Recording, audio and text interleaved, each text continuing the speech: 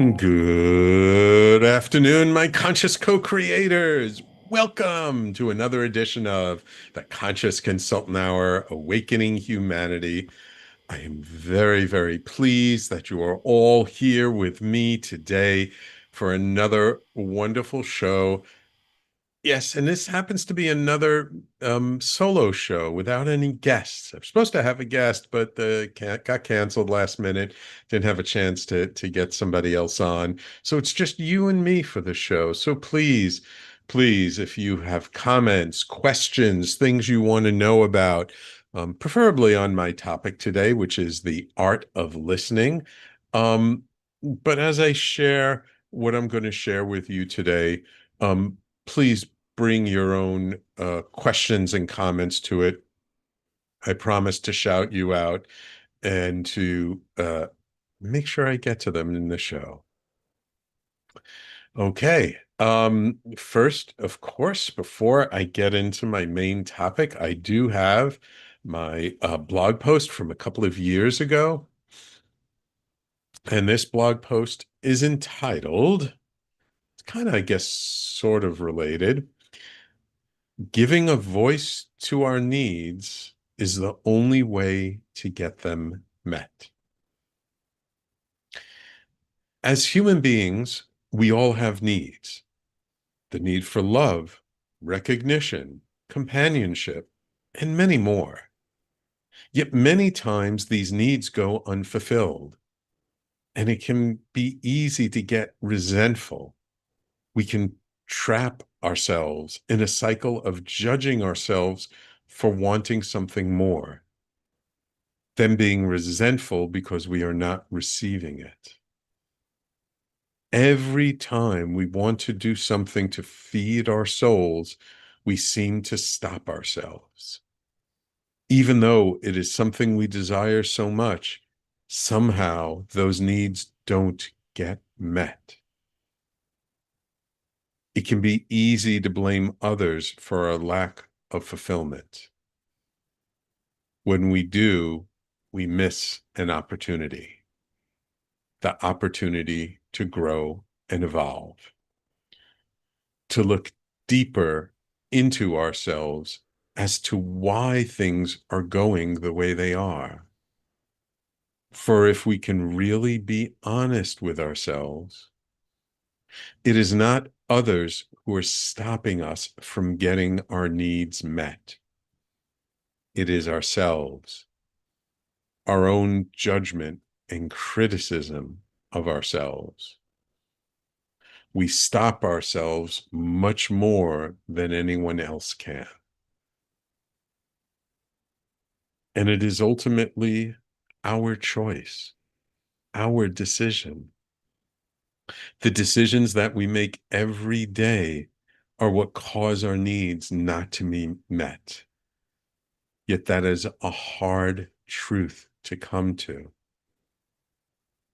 If we can allow ourselves to be that honest with ourselves, then we can move forward. Then we can actually give a voice to our needs, and we can hear them, often for the first time. When we vocalize and give recognition to our needs, then others can truly hear us. Then we can start to do something that actually gets those needs met. It does take courage to speak our needs, for there is always the fear that they still won't be met. Yet it is the only way for us even to have the possibility of getting our needs met. Giving a voice to what we really need out of life is one of the most important things we can do. If we are ever to be happy with our lives, it is a must. And when we do, life has a funny way of bringing our needs to us. So I wrote this post a couple of years ago, and really it kind of evolved after working with so many clients over the last several years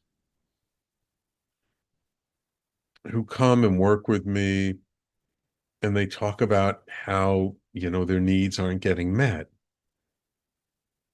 And usually, not always, but usually one of my first questions to them is,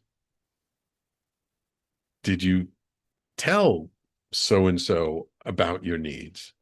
Did you tell your partner, your boss, your coworkers, your employees, your managers, your family members?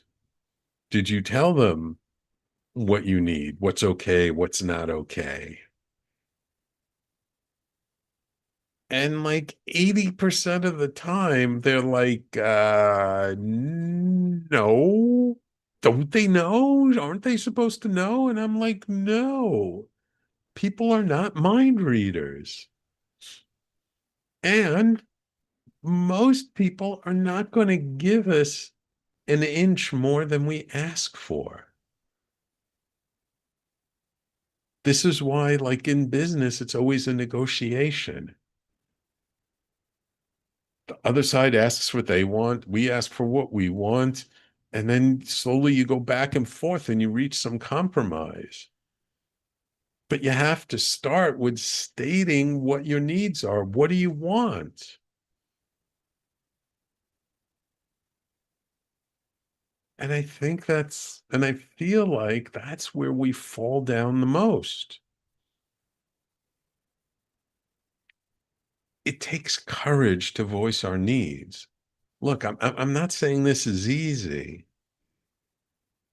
Well, it's simple, but it's not necessarily easy because we always get held back by the fear of rejection, the fear that our needs still won't be met, the fear that we'll be criticized. There are all kinds of fears that pop up when we actually speak our needs.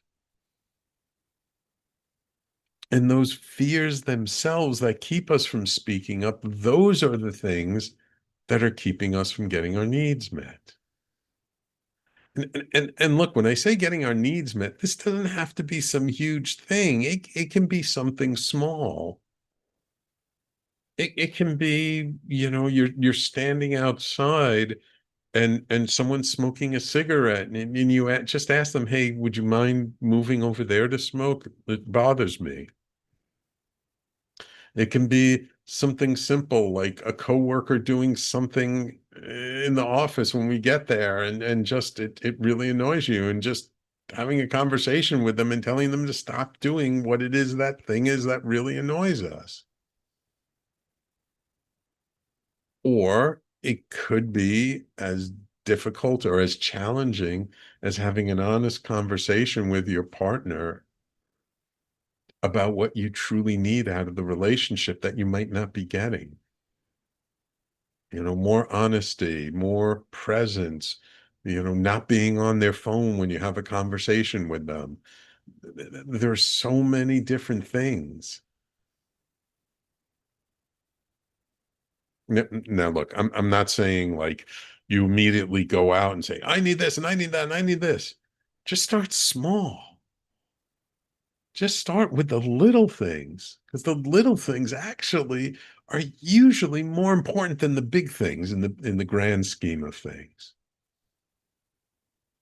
What's a little thing? What's just a little thing that you want that you're not getting in any situation? And maybe it can be something as emotionally charged as every time you get together with your family, they want to talk politics and you have opposite views and you just can't stand it. So you just say, hey, look, I don't want to talk about politics when we get together. Let's talk about something else. If you want to talk about politics, you can go talk about it with someone else. I don't want to talk about politics with you. Right? I mean, stating our needs is not just about what we want or what we want to get. It's also about what we don't want, what's uncomfortable for us. what doesn't feel right for us. It's scary to be upfront. Very few of us are taught when we're young to speak up for ourselves and to speak up for our needs and what feels right and what doesn't feel right for us. And it's so funny when I'm doing ceremonial work with my wife and we have a group of people, we have to remind them at the beginning, like, hey, if you get a headache, if you get a stomach ache, like, let us know. There are things we can give you. You can, take this or that. And people will just sit there and suffer and they won't say, oh, I've got a headache. Can you give me something? Oh, I got a stomach ache. Can you give me something? And, sometimes those are just opportunities to work through something. Sometimes those are just signals from the body that something's out of alignment. But sometimes it's just a physical thing and you just need an aspirin or a Tums. But it just amazed me when I really looked back over all the groups we've done and all the people we've worked with, that how often people don't express their needs in a safe container. I mean, not even in a place that doesn't feel so safe, but in a very safe, supportive environment. If we can't express our needs in that kind of container, how can we express our needs at work or with our families? And hey, you parents out there, this goes for you too. It's learning to say to your kids, now look, your kids are not there to fulfill your needs, but that doesn't mean you can't be a good model for them. Express your needs to them so that they know how to express their needs. So you say to your little boy or little girl, I just got home from work. I know you're really excited. I would love to play with you, but I just need 5, 10 minutes to decompress. Is it okay if I just take a little time for myself? Now, you might not get the response, oh, yeah, sure, mommy, sure, daddy, but that's okay. Like, they don't have to agree with you, and then it becomes a negotiation. And then you're like, well, whether it's okay or not, I'm taking my time, or, you find a way. But the point is, it's not about actually getting those needs fulfilled, but about at least expressing them. And by doing that with your kids who are not going to understand, you give them a good example so that when they get older, they're better at expressing their needs. But then maybe the next time when your boss yells at you, you feel a little more okay to say, please don't raise your voice at me. There's no need for that. Yes, it's uncomfortable. And yes, people are going to give us pushback. And yes, it feels daunting. But if we can start with just expressing the littlest of needs, just one thing, just think about in your own life right now, what's one small, simple need that you have not expressed to friends, family, coworkers, other situations? It can even be like going to a restaurant and when you order your food, telling them, please don't have them not add too much salt, or please, I'd like my bacon extra crispy, or oh, I like my eggs, dry or wet, or, you know, just stating your preference for how you want something when you're being served. I mean, it's so funny. We get so nervous and so anxious about letting people know what we want. It actually makes their job easier.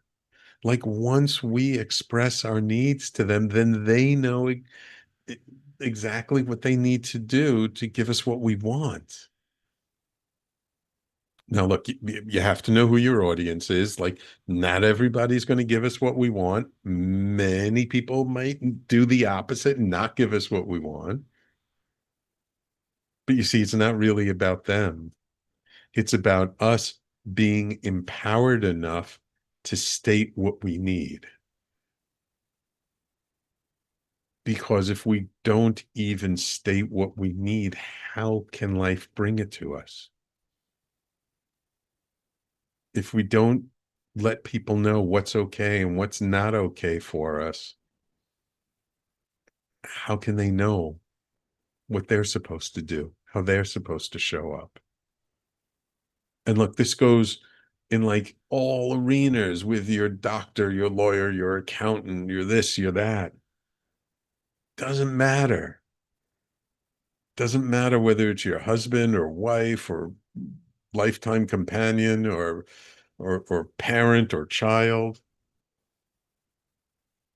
whoever it is, just the act of us being brave enough to express our needs, that by itself is tremendously empowering. And whether they give it or not to us, then it's up to us how we decide to react. You know, if we are very clear with our boss that the way they talk to us is not okay, and we keep having to deal with the same situation over and over again, then we really got to ask ourselves, is this the right environment that I want to work in? Is this the person I want to work for? Maybe I need to find a different situation, a different boss. And yes, like even going on an interview, and I know it's scary when you're interviewing, you want the job, you need money, but letting them know what you need. This is how much salary I need. This is how much vacation I need. This is the kind of benefits I need.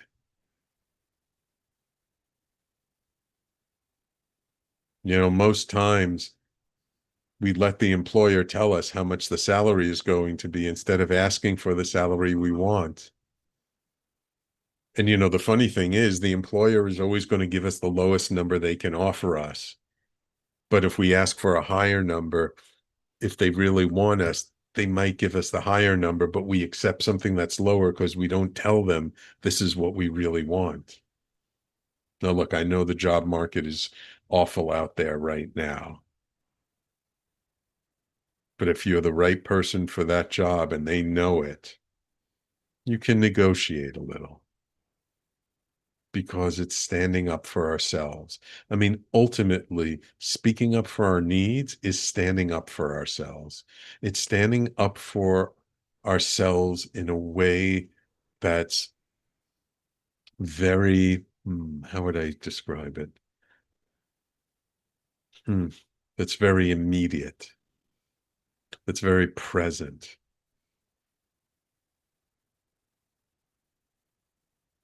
And again, it still might not be met. The need we're asking for, it still might not be met, and that's okay. I mean, it might not be okay in that situation, but to me, the really important part is at least we state it, that we stand up for ourselves, that we stand up for what we need and want and desire. And the funny thing is, the more we do it, the more we get what we want. That the more we say to life, this is what I want, the much more likely we are to get it. Doesn't mean it'll always happen. Doesn't mean it'll happen in every situation. Doesn't mean that, you know, we don't have to practice discernment and find the appropriate moment to ask. You know, sometimes it's about finding the just the right time to ask for what we want when we know the other person is much more likely or in a mood to give it to us. You know, if your partner comes home and they're in a bad mood, or your boss shows up one day at work and they're in a bad mood, and that moment, you might not want to ask for what you want. You might want to just wait a little bit. I'm not saying not to ask at all, But I'm saying be mindful of the timing. Think about, if I ask now, are they likely to say yes or no? And find the time when they might be more likely to say yes. This is not being manipulative. This is just being smart. Now, look, sometimes situations are untenable, and regardless of whether they're in a good mood or bad mood, you've got to say, look, I don't know what your problems are, but this is not okay. Yes, sometimes we need to do that.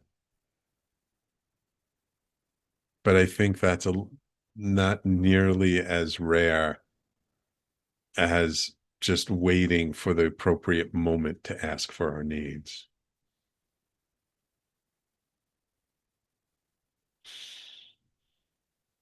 And look, my invitation to all my listeners, just try it for a week. Like, let me know next week when I do my next show. How was that for you to ask for your needs?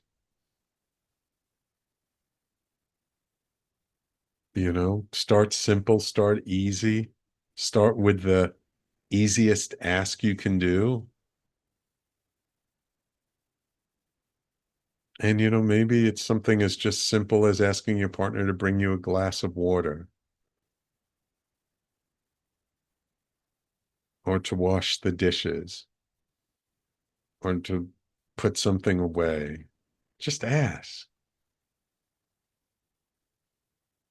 And look, to all the ladies out there, I'm going to say something that might make you a little upset, but guys are dumb and you need to ask them the same thing all the time. Okay. Like men are just not designed to look to see what most men, I should say, are not designed to see like what your needs are. Women are much better at seeing what someone else's needs are. I think it's a natural sort of mothering instinct. They like know without someone telling them, oh, you got to do this, you got to do that. Men, forget it. We're some men are good at it, most men are not. So you might get tired after a while, like, why do I always have to tell him to put down the toilet seat? Why do I always have to tell him to do this or that? Trust me, it's not that he doesn't care. It's not that he doesn't want to make you happy. It's just not the way men are wired in general. And again, I'm talking in all my things I say on my show, I'm usually talking in generalities, and there are always specific situations where things are different. And that goes for asking for our needs too. In not every situation is it a good idea to ask for our needs.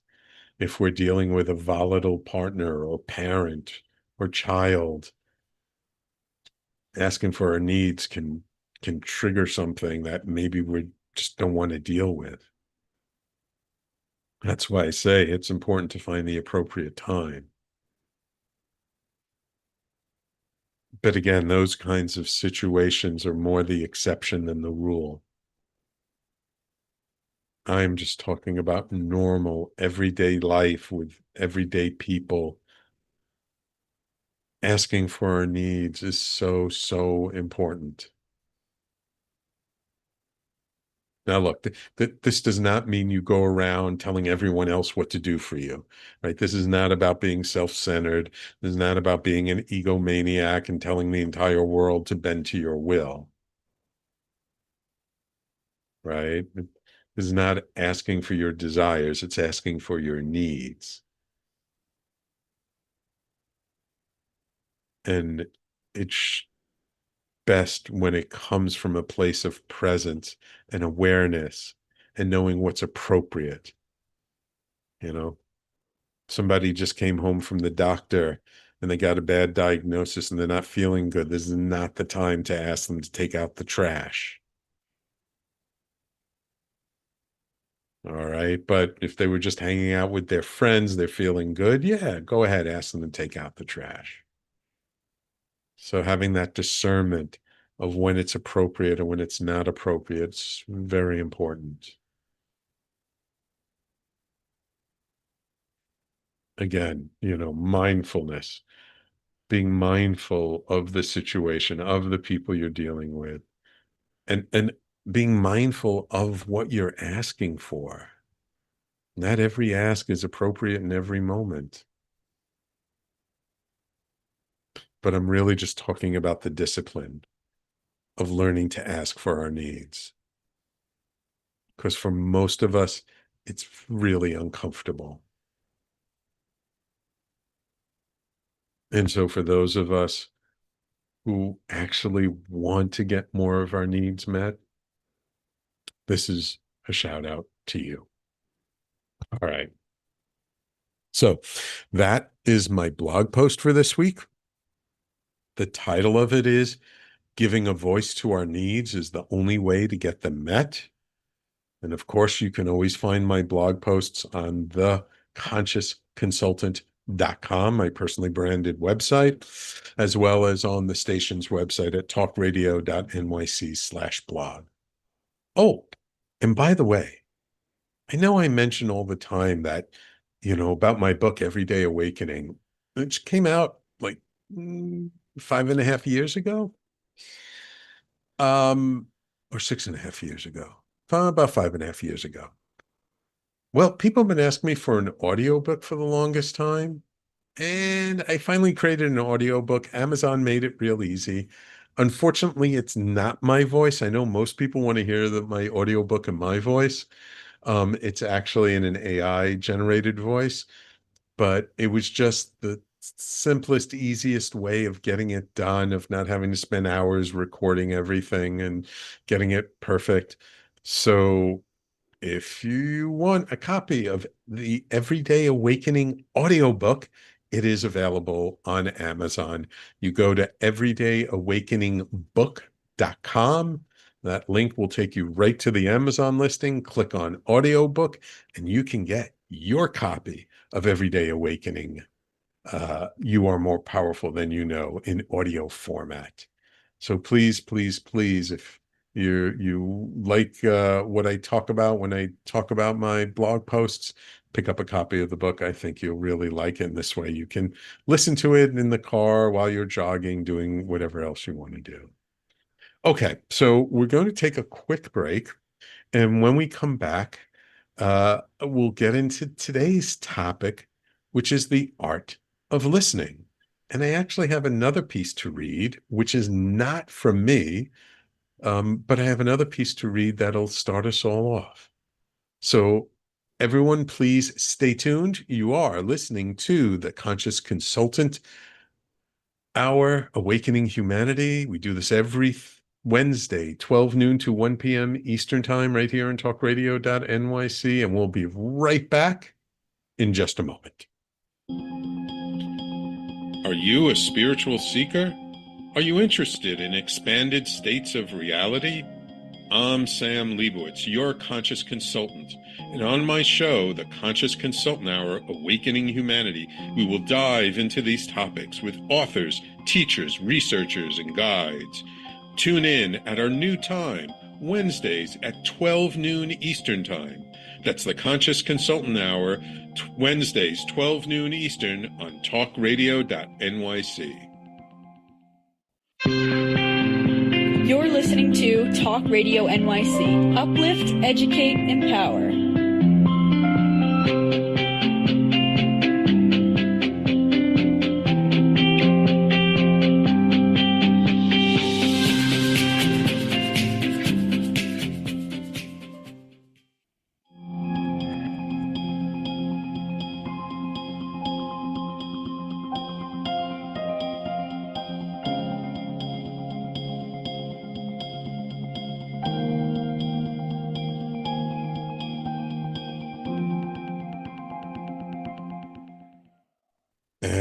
Welcome back to the Conscious Consultant Hour, Awakening Humanity. Thank you all for staying with me on this solo show. No guest today, but we will have a great guest next week. So make sure you tune in next week when I bring Jay Facette on the show. So our main topic for today is about the art of listening. Why am I talking about the art of listening, you may ask? Well, I don't know about you, but I find in this world a lot of people are really good at talking. Um, a lot of people are good at listening. But more often than not, um, when I'm having a conversation with someone, they're usually not very present. They're good at like talking and talking and what's new with them and what's going on with them and this and that. And they don't necessarily ask a lot of questions. How am I doing? What's up with me? Not so much. And even when they do, very often they'll ask a question and then they'll go off on a tangent.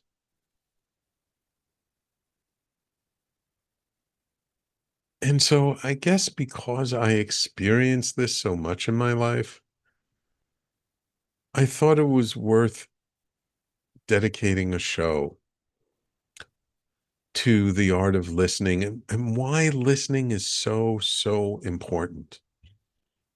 It's important for us, it's important for everyone else. And, it sometimes can be a little difficult to be truly honest with ourselves about how good a listener we are or we aren't. And think about the last couple of conversations you've had with people. Did you speak more than you listened? There's the old adage, we have one mouth and two ears, so we're supposed to listen twice as much as we speak. I'm actually I actually believe that's true. And the funny thing is we learn a lot more when we listen than when we talk. And look, I get us. Some of us just don't feel heard, and we have such a strong desire to share and just to feel seen and heard. I get it.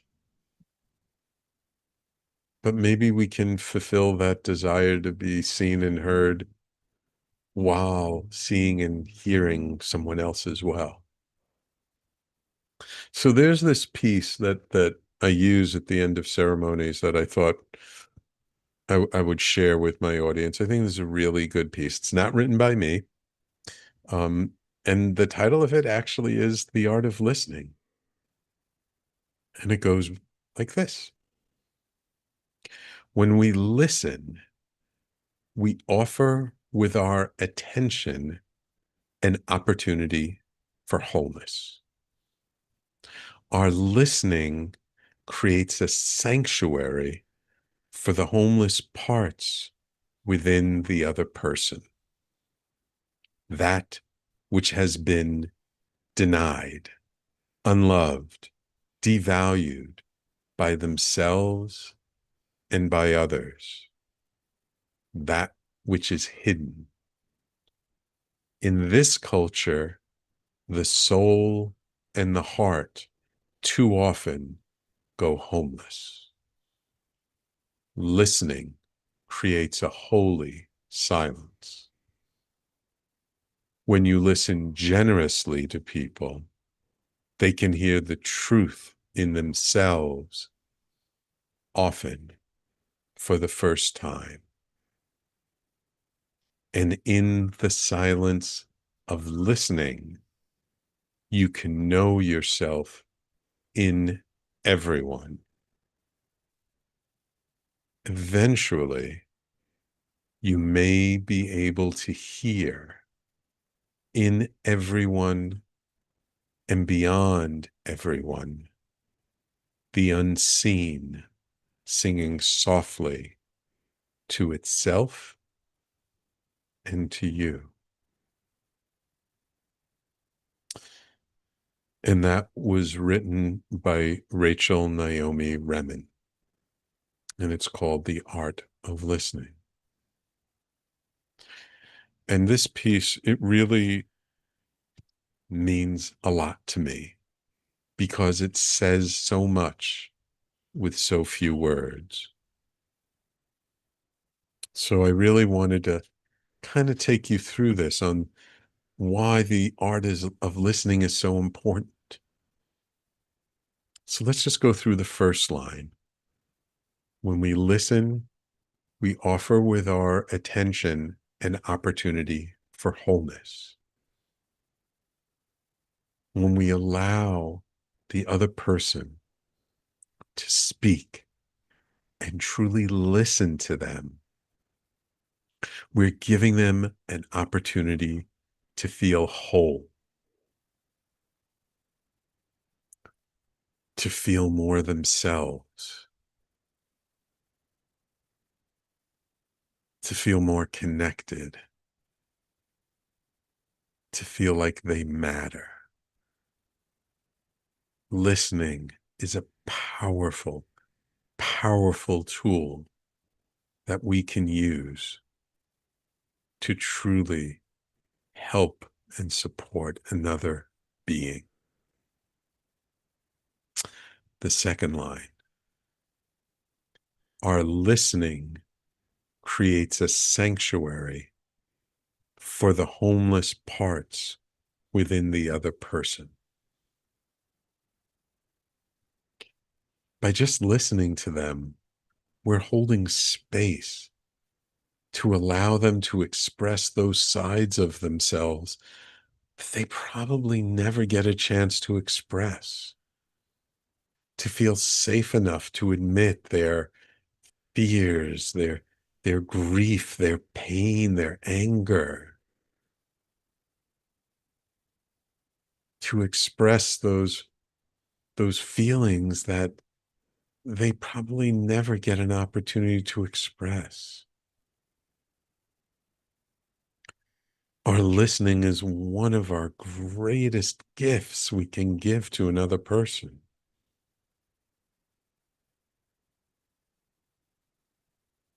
The second line is really about the same thing. That which has been denied, unloved, devalued by themselves and by others, that which is hidden, right?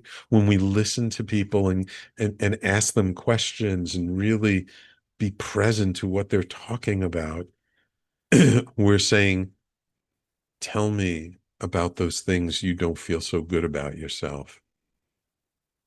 What have you been denying, unloving, devaluing? Both yourself and other people devaluing those sides of yourself.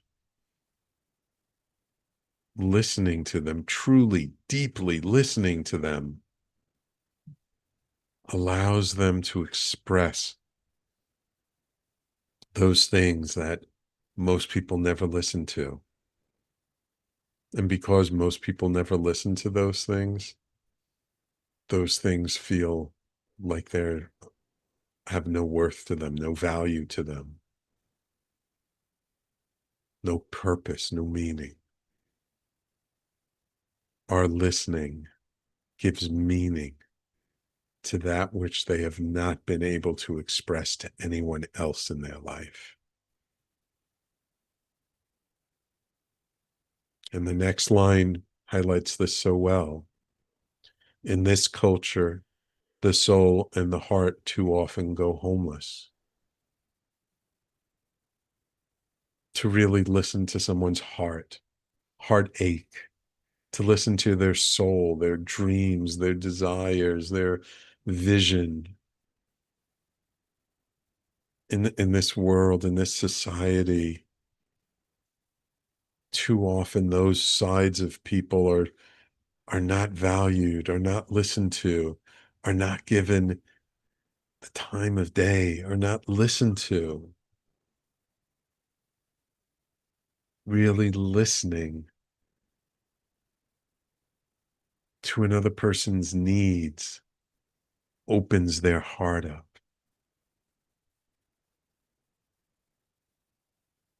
The next line, listening creates a holy silence.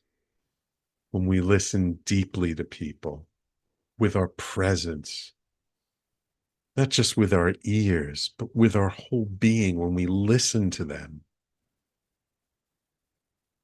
It creates this space to allow them to express something that can be so sacred to them.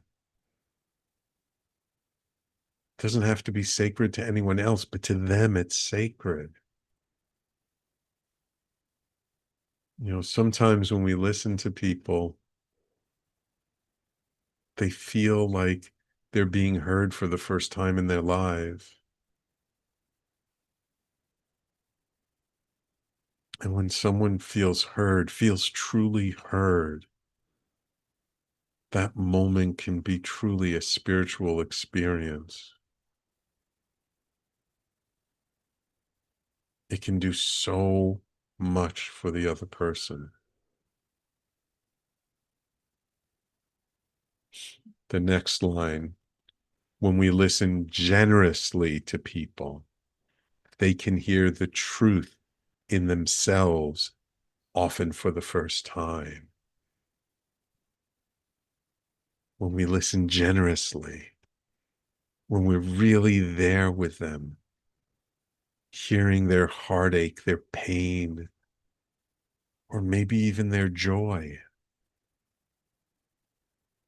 the truth of what they're saying lands in themselves, often for the first time. I cannot tell you how many times I've been listening to people and they say something like, "Oh my God, I've never told anyone that in my entire life." Think about the last time you had a conversation with someone who really listened generously to you. How did that feel for you? What came out of you that never came out before? What truth did you share with them that maybe you never shared with anyone before?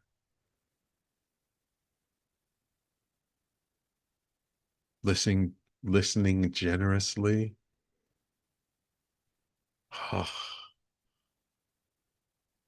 It can give tremendous space to the person speaking.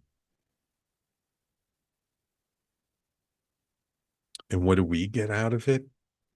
Here's the next line. And in the silence of listening, you can know yourself in everyone. When we really learn to listen to people, not just one person, but to people in general, we hear their tragedies, their desires, their dreams, what their needs are. Many times we can recognize inside of ourselves the exact same frustrations, the exact same celebrations, the exact same heartache, and the exact same fulfillment that we're hearing in them. When we truly, truly listen to people, we can find ourselves much more connected, not just connected to them, but connected to ourselves.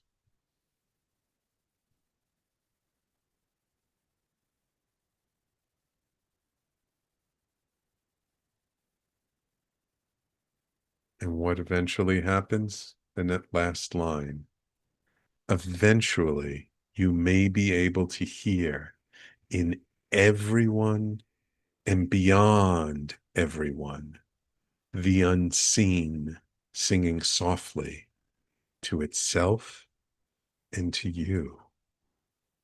What is the unseen? The unseen is spirit, God, creator, whatever you want to call it, the universe. That when we really, truly, deeply listen to people, listen to their experiences, listen to their stories, listen to their feelings, their emotions, to their history, That maybe when we truly listen, we can hear life talking to us, singing to us, reflecting back to us.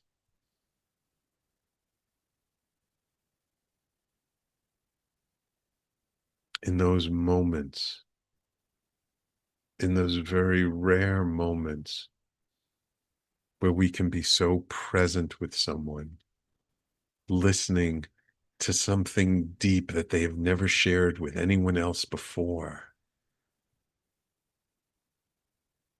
Maybe, just maybe, there's some recognition of something we've never shared before with anyone, of a part of ourselves that we see in them, of something, some fleeting moment that calls our heart forward.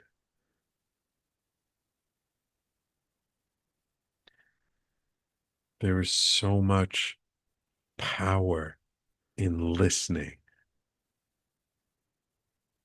There is so much richness in listening. There is so much to learn, not just about others, but about ourselves. And maybe in the listening, maybe it's not just about the self reflection of the good things in us, but maybe it's the triggers too.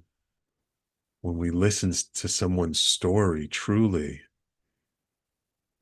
and maybe there's something in it that doesn't feel so good to us. Maybe there's something in their pain that they share with us that we realize, oh my God, I think I did that to somebody sometime.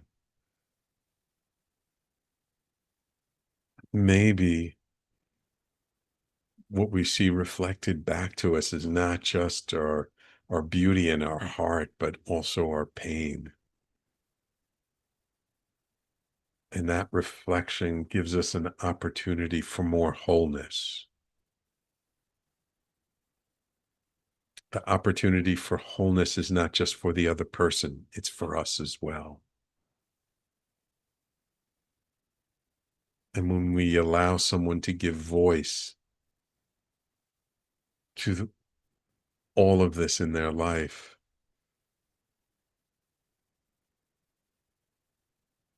maybe, just maybe, they'll give us space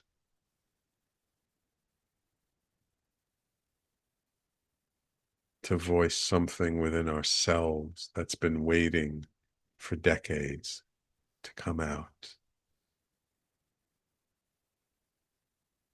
That may be ultimately the most important thing about the art of listening to others is that when we do it and we continue to do it generously, that people will start to listen to us generously. That maybe by us showing up a little bit differently in life, instead of being so focused on sharing what we have to share, we focus on listening to what the other person has to share. Eventually, they're going to stop after they've shared what they needed to share and ask us, what do we have to share? What do we need to express? How can they listen generously to us?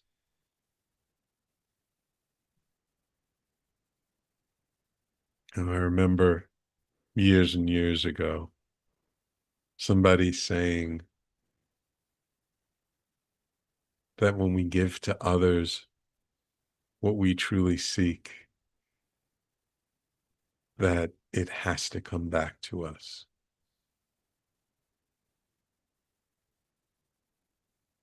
So if you are one of the people who feels unseen, unheard, unloved, and devalued. Maybe by you listening generously to others, that eventually they will start to listen generously to you. And not only will you have helped them to feel more whole, they will help you to feel more whole. It's kind of a paradox, isn't it? That in order to truly be heard, we need to truly hear. That in order for us to truly be seen, we have to truly see others. And for us to truly know ourselves, we need to know others.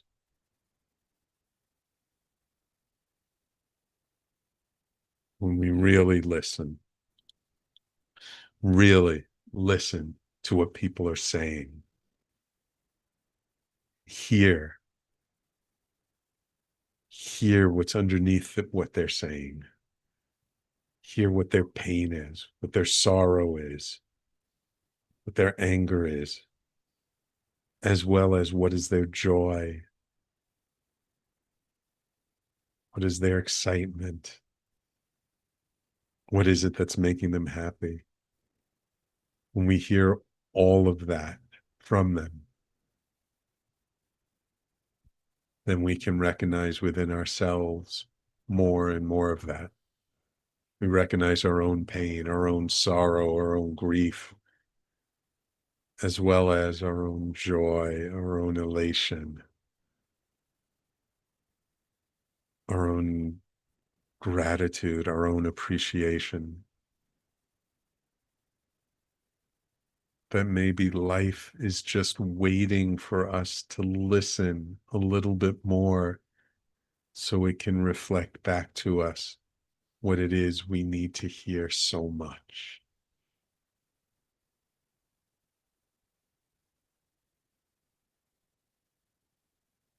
I'm not saying listening is the answer to everything,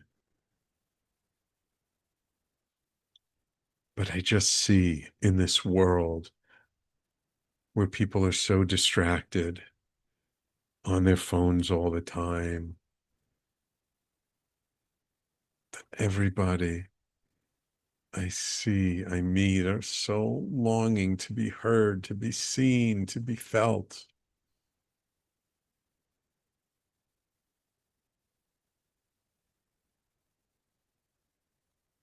That if we can just offer our little piece of listening, our little piece of seeing them,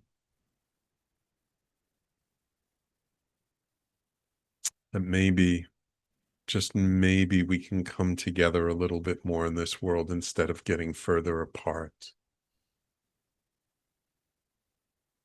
That maybe if we just listen to them instead of discounting them, even if what they're saying is not something we want to hear, but if we just offer to them that opportunity, maybe they will feel in some small way that they have a little more capacity to hear us. I mean, look, we're not listening to others in order to be heard. That's not the point. It's just a consequence that will naturally happen when we stop worrying about speaking so much and start focusing on listening. So I hope you enjoyed this episode. I hope you learned something about the art of listening. And I'm really curious if over this next week you spent more time listening and less time talking, how would things feel different for you? What might show up differently in your life?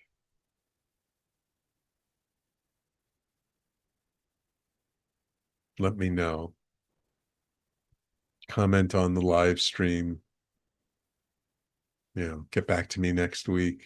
Email me. I'm easy to get a hold of. Sam at theconsciousconsultant.com. Let me know how you practicing listening more, how has it changed your life? How are people showing up a little bit differently for you?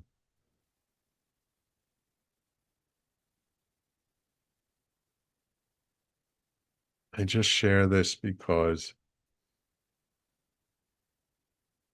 it felt like the right time. I've always been a pretty good listener to others,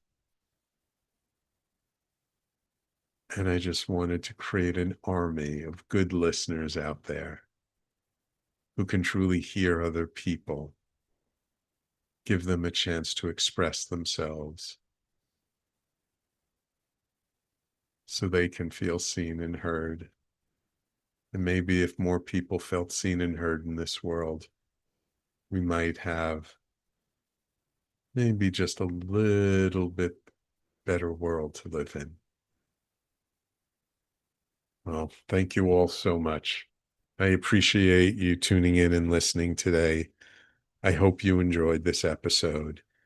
And don't forget if you did miss any part of today's episode, you can always catch the replay on talkradio.nyc and on all over social media, Facebook, YouTube, LinkedIn, Twitter, Twitch, and on all your favorite podcasting platforms, Apple, Spotify, Pandora, iHeartRadio, wherever you listen to podcasts, you can find the Conscious Consultant Hour.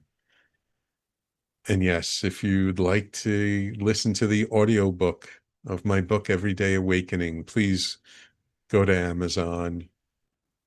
It's on sale this week. It's regularly like $14 and change. It's only $8 and change if you pick it up this week. Let me know, pick it up, leave a review. Let me know how you liked it.